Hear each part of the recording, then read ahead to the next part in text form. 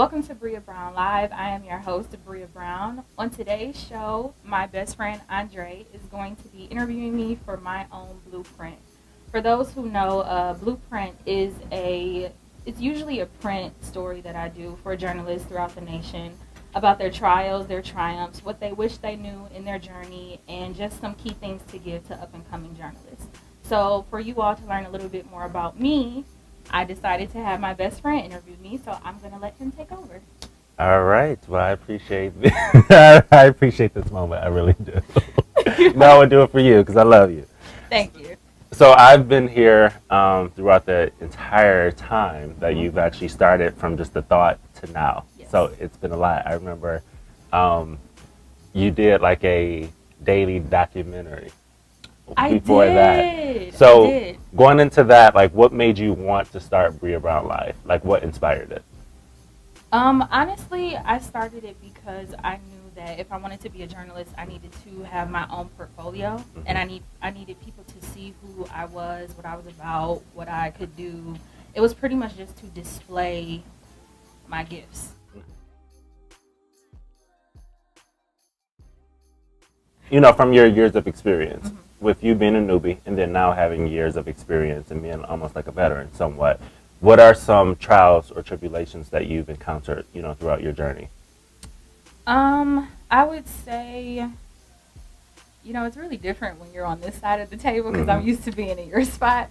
But some trials that I have gone through have been taking no's. I know that sounds weird, but when I was first being told no, it was a hit to like my ego because I thought like, oh, I'm a journalist. I go to Oakland University. I have all this background, and I had to like find a way to still find inspiration. So I would definitely say that the no's were trials for me.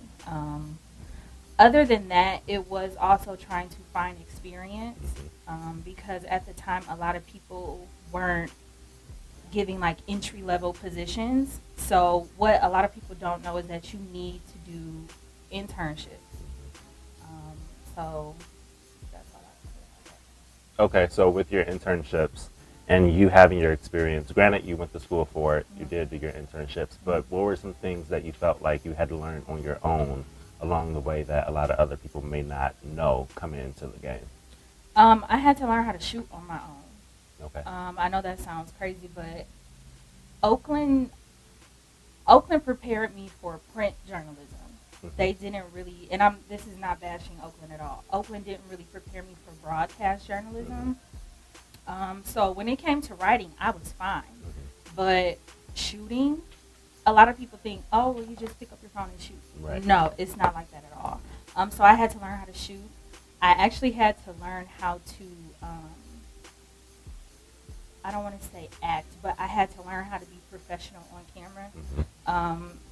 Me doing interviews and me being myself, you know, You're right. is not the same person. Exactly. So I had to learn how to turn it on and turn it off. And that's pretty much about it. Just learning how to shoot and learning how to network, too. I didn't know how to network. Really? No. So what made you learn how to network? Like My internship at the American Heart Association. Okay.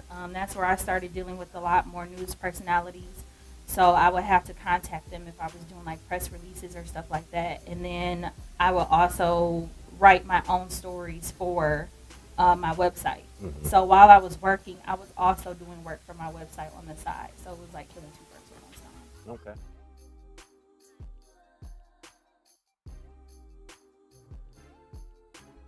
I know you talked about Oakland as far as what they prepared you for and then the difference between the broadcasting within journalism. Which one do you kind of prefer better? Do you like both, or what are some things that you feel like kind of suits your personality better that you kind of get a hit off of? It all depends. It all depends. I mean, there are some things that you can do with writing that you can't do with digital or videos, rather. For me right now, I love videos because I'm a visionary. Like I have photographic memory. I'm a person who I just like video better right now.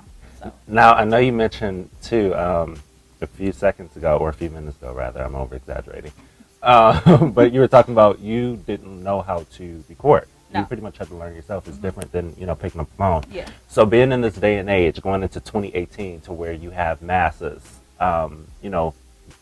being so-called journalists, but not really putting in the footwork, don't really know the foundation. What sets you apart from them? Obviously, you have a great resume, but, realistically, you have people that actually have blogs and they're blowing up and they don't really have the foundation. So what do you bring to the industry? Well, I don't want to say I left Oakland, but in my senior year of college, I ended up moving to Lansing so that I could get that experience. I did an internship at Home TV, but prior to that, let me go back a little bit. Prior to that, I did an internship at in Lake Orion, which was Orion Neighborhood Television. They taught me some stuff, but I really learned a lot at Home TV, and that's where I learned how to shoot video, how to get depth.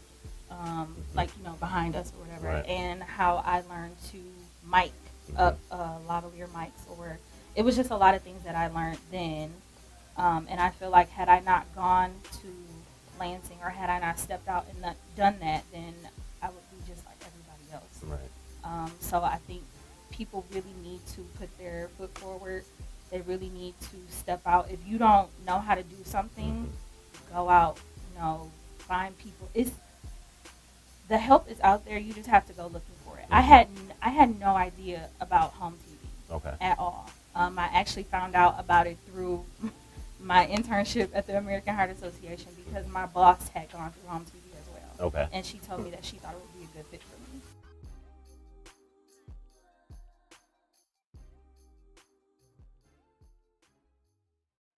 In regards to captivating an audience, how have you been able to actually have your show, having your website, and then actually have a following with it? What do you think are some key benefits and key things for that?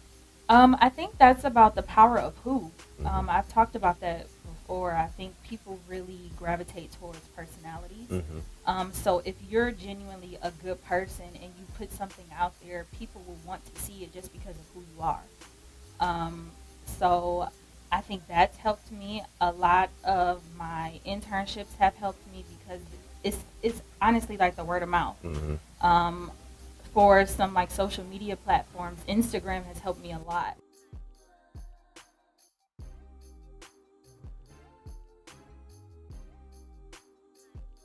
In regards to having like 2 social media pages, do you feel like that's necessary for someone to have their own personal one and then also having a different one for their business, or is it dependent on what field they're in? I think it all depends on the situation. When I first started out, I had one account, and I believe it was called Forever Bee. Yeah. That was what people at Oakland used to call me. So, but I really had help because of my internships. And I would go back to my boss at the American Heart Association. She taught me so much with, if you're only going to have one account, you need to learn how to balance. You need to show people the journalist side of you, and then also show your personality. If you want to be out here doing whatever, then you need to have 2 separate accounts so people can separate Bria and then Bria Brown Live. So I did have 2 accounts. I still have 2 accounts, but I don't really use the other account because there was nothing bad on my page, but I cleaned it up so that people could see the balance. Like, it's just not selfies on my page.